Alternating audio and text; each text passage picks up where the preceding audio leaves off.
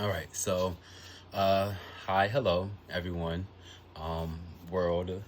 Um, I hope everyone, this video finds you all in good spirits and that you all are well. It was heavy on my mind, my conscience, my spirit, and I literally, um, I'm on the verge of breakthrough because he pushed you through a lot. When those trials and tribulations but when those trials get really, really tough, um, that's when you know you're on the brink of something and that you are moving towards your purpose. And I'm putting it in the universe because that's what it is, and the power of the tongue, and that's what it will be. But I want to provide a video for my honest, straightforward, transparent, uh, my opinion of working with Maxx, TJ Maxx, to be specific. Uh, I am, let's see, I'm 5 days post separation from the company. I was on a leave of absence. I had to take care of some health issues. Um, and it was pretty a lengthy leave of absence. Of course, we know there are certain political, federal, um, there are certain federal and as well as local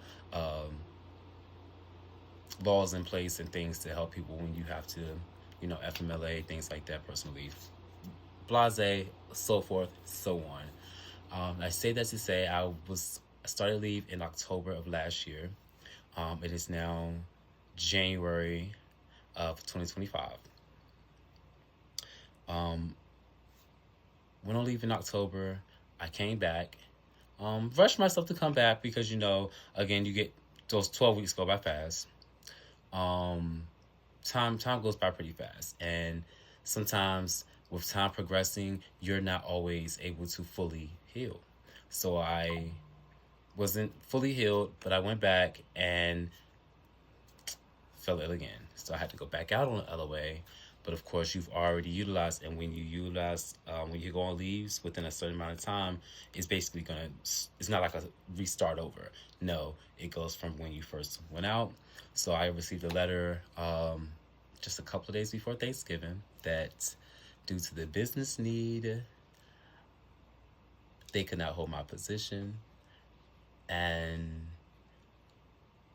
my position is gone, no longer available for me. However, I'm still employed, I'm still on leave, and I'm still in the system. Okay. Um, Received that letter a couple of days before Thanksgiving. Thank you. Along with your wonderful, the assistant managers, they like to send us like these little nice, um, I guess is appreciation during the holidays. We get a holiday basket every year. Um, and it's literally just supposed to be like that little push to get you to like about like March or April because you're about to get that bonus, because the job is a lot. It is a lot to be an assistant manager for TJ Maxx, as I'm sure as Marshalls, working 45, yes, mandatory 45, yes, mandatory. You have to work 45 hours a week for your salary. You clock in and you clock out. You are driving the business. You are being the leader. You are being all the things that you should accomplish as being someone who's running somebody else's business. But you need livelihood. You have to have a job. Um, you have to work 45 hours to get your salary as you clock in and clock out. And of course, you're working under a store manager. Given the volume of your store, you might have anywhere from one ASM, that's merch, and one operations, and then one store manager. We will have a total of a three. Two, some stores have five, some stores have six. I've heard of mega stores, of course, they operating as two, but as one, and so on. I say that to say store managers don't have to clock in and clock out. They are salary, so whether they clock in or clock out, they get their depending, your six figure salary. They pay you well. You get your six figure salary. And not all store managers are deserving of that. I'm just gonna be very honest. Um, in the district 2111, I worked with only one store manager. One. Miss Beverly, thank you for all that you have done. I interviewed for the location off of Wisconsin Avenue in Washington, D.C. as just a coordinator because I needed a job, you know. And of course, I was coming from someone who's a department manager. I've had managerial experience. I'm really strong in visual merchandising. Um, she saw something and she forwarded me and bubbled me up. And I was brought in as an assistant manager. Forever grateful for that opportunity. Um, she's the only manager I ever trained under, worked around, that is there as long as you was there. As long as you as an assistant manager working 45 hours is in the building. The only one.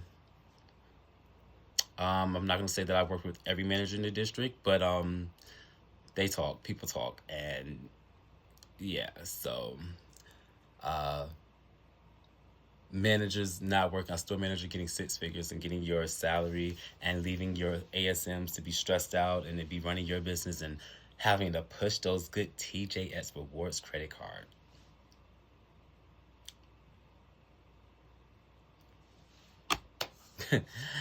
um, it's very stressful. To any assistant manager, I do know that you guys need a job. It is a job, you have to make ends meet. But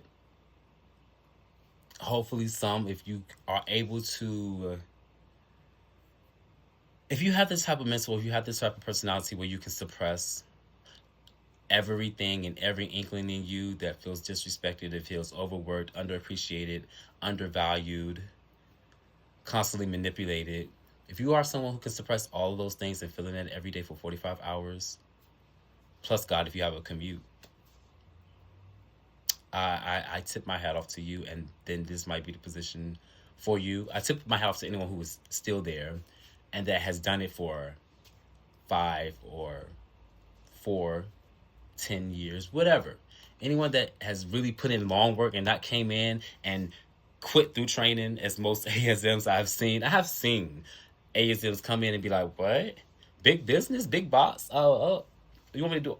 Oh, no, I'm going back to where I came from. Or this ain't for me. I'll go ahead and get back into the looking for a job. And how it is trying to find a job is hard. And again, I was appreciative. I was thankful to have a job. I wanted to come back. Again, I separated with the company in January because after receiving the letter in November, I'm like, well, hey, when I sent in my paperwork, it stated my doctor I was not coming back until January. So y'all knew. And then y'all waited a day after or before the last dates for me to have to come back to work for my job security to 24-hour next day mail me a letter. Thank you. That's why I went ahead and just resigned because there was no position available when I wanted to come back on January 22nd. Today is January the 28th.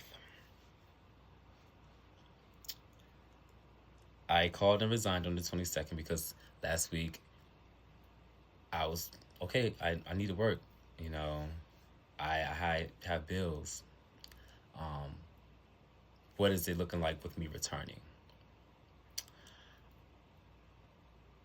Well, we shopped around. We don't have any ASM positions available.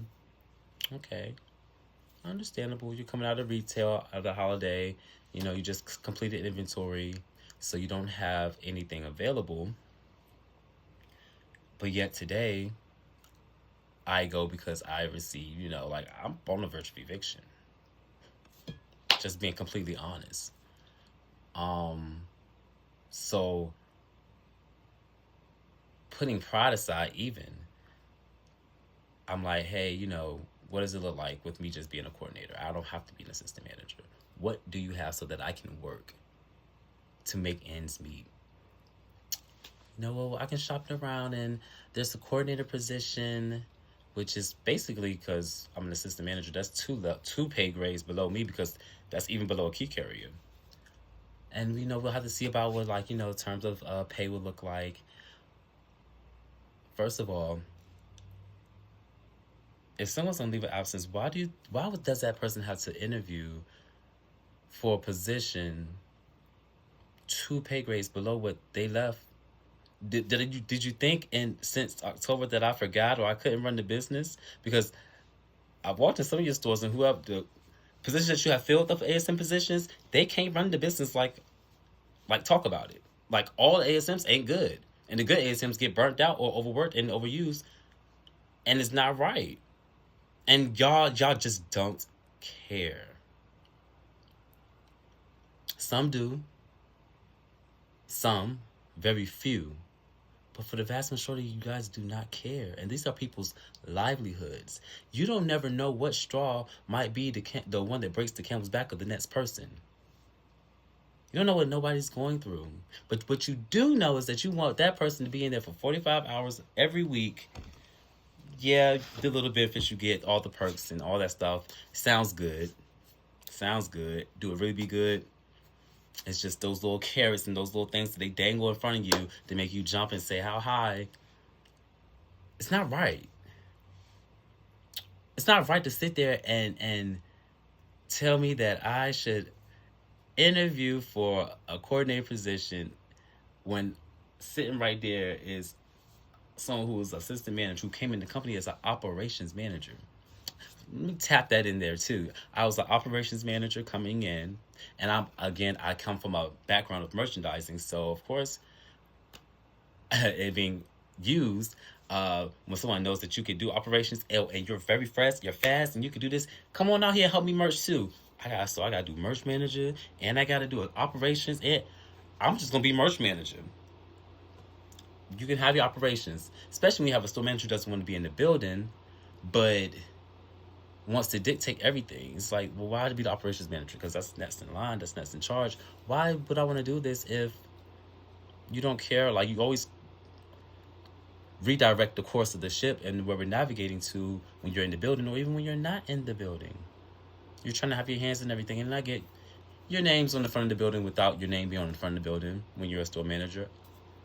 But if that's the case, be in the building more than that 40 hours. Don't skedaddle and leave us and get on us or throw us under the bus when things ain't always, glitz and glam.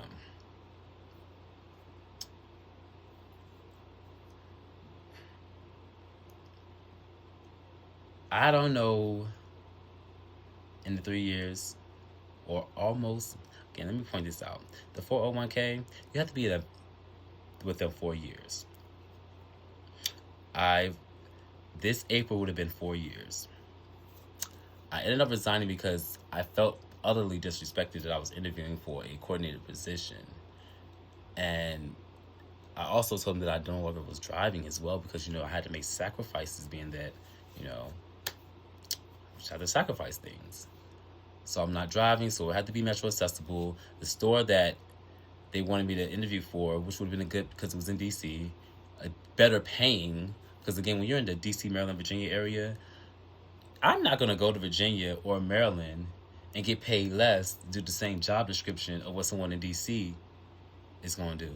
I say it because D.C. has the higher minimum wage of the state of Maryland and the state of Virginia. So everybody wants to be in D.C. Why? Because why would I, in a 10-mile radius, be doing the same job, the same exact job, and getting paid this here and getting paid this there? And I'm in a 10-mile, so I would rather prefer to stay in D.C. and get paid my worth. And don't even get that. You don't even get that.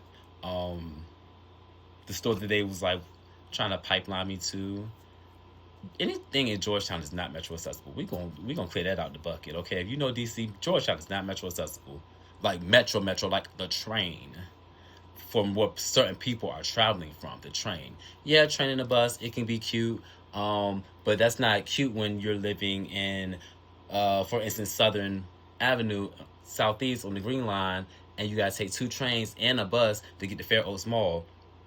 Because that's who was hiring, and that's where you just got a job at, and you needed a job. It's all the way out there, because that was me at one point. So I don't mind during a commute. But at some point, you got to realize time is money, and time ain't forever. And you got to start recalibrating things. Things start, okay, I'm not going to be driving that far. I'm not going to be commuting that far for this. Well, that ain't really worth it for this and that, and just to make ends meet. And it's so many things to attribute to that. So Georgetown was not really accessible for me, but again, I just needed a job. I need to get this money, you know. Um, don't know it's ASM, cool. So I'm doing the interview, and after a couple of questions, I was like, I'm sorry, I can't do this, and it's nothing towards you or nothing against you, but this is absurd. Like, it was really absurd. Like, I know exactly what you're asking me because I was again an operations manager. I was given this to the same. Why are we really talking about this right now? Why are we interviewing? This should be like, hey, how's it going? You want me to come see the store? Like, let's take a look and tell me what you think. Like, that's not interviewing me questions, but it should be more so getting my insight on your store. Being that I'm a ASM and I'm a merch and I'm an operations, give me your thoughts on my back room, or pick my brain to see what I am thinking, to see if I'm someone who could fit into your staff. That's what you would do, or a logical person or a sensible person, when being a manager and you are being a human and you operate in black and white and not in the gray of your feelings. That's what you do. That was not the case. And it was just something in me. I felt so discouraged and such a slap in the face of all that I have done in the past 3 years to attribute and to give to TJ Maxx, and to give to the company, and to give to the store, and give to, when you're a manager, you're carrying the burden of your entire store, especially when you feel for your people. You're the counselor, the teacher, the principal, the course corrector, the disciplinarian. You are the just this counselor, just this, like, you're all of those things, and never really appreciated. That hurts. That does something to a person's soul, to their morale, to their mental. And that's the purpose of this video. It's just to, like, just bring awareness, to be mindful, and to make it make sense. I nearly had like a crazy like meltdown. I had to just call my grandmother. I was like, Grandma, like, what you doing? She has a colonoscopy tomorrow, and she's like, I got gotta drink some stuff and prepare your body for the procedure. And I was like, do what you gotta do. I just need to vent. I just need to, like, let this all out. And I was just telling her, like, because I went online today, because I've still been applying to jobs within TJ Maxx. Because again, if someone wants to bring me in within 30 days, or 60 days, whatever it is, they kind of just pick up and they use your original start date, which is important because, again, this April would have been 4 years. When I sent in my resignation after that interview that I was like, look, I can't do this. Maybe this ain't the fit for me. I called and I was like looking into like my 401k, anything that I have left on the table. What left is there that I can just take and salvage up, because I have to pay these people something. These bills have to get paid by something. My 401k, because I've been out, I've had things going. Life is lifing for everyone, and life is life. The market amount of my 401k was the only thing that I could get. The market amount. The market amount is never what you're going to see if you're looking at apps, or if you're looking at those, that the other value of what is invested from what they, like, their contribution and your contribution, you only get that after 4 years. So I don't even get what I was initially thinking I would have got. It's like $100 and something. The hurt me, and the two middle fingers up is like, keep that. But that's just because, again, 45 hours I keep saying 45 hours just because you give so much time and energy, even when you're not on the clock.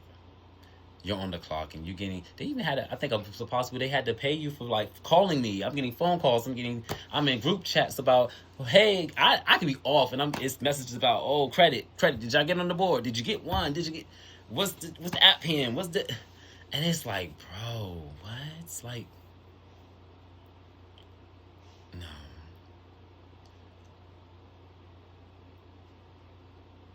If you are someone who's really, and you need a job, and if they come across your profile or they come across your resume, or if you apply to the job and you start to get in and it's going good and you interview well and you have the qualifications that match, especially those people that come from like Targets and all that, the grass ain't always greener. All money ain't good money, and the money ain't even really no money to really be no hoorah about. Yeah, you get your bonus. Yeah, it's get cute. Like, again, last year I was a part of a President's Club store. Again, why I thought those things out there. Like, I'm the ASM of a President's Club store is getting interviewed for a coordinator position. Oh man, but it's okay. And I did put in like at the, because I went up there today after I called Fidelity and they told me about that market value thing and all of that. I was on TJ Maxx website today. It's an ASM position posted for the store that was closed down on Wisconsin Avenue.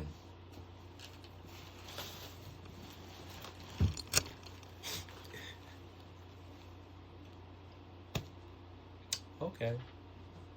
That's posted today. Might have got posted yesterday or whenever. But ironically, after I sent in my resignation, you have an ASM position that y'all are hiring for.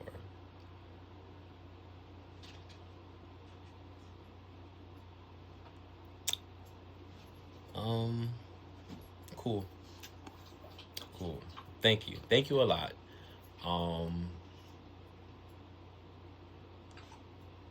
My grandma was like, don't even go back.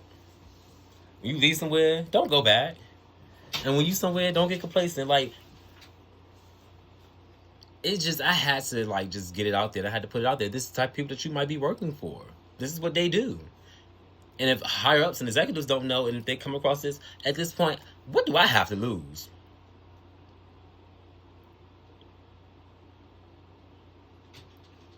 But you see, the skin is clear since I left.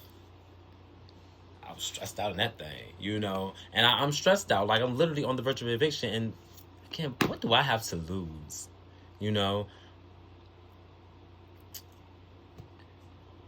I'm a little hurt, but it's only because I'm hurt because of what I gave. I'm hurt because I'm someone who, it's been some time now, but time never really heals when you lose someone. But I'm someone who, I missed out on so many occasions and opportunities to be around my great grandmother. And I missed those opportunities because working in a retail job. And the demands of that and trying to have a career and to aspire and to do things. And, I missed out on a lot of time with her.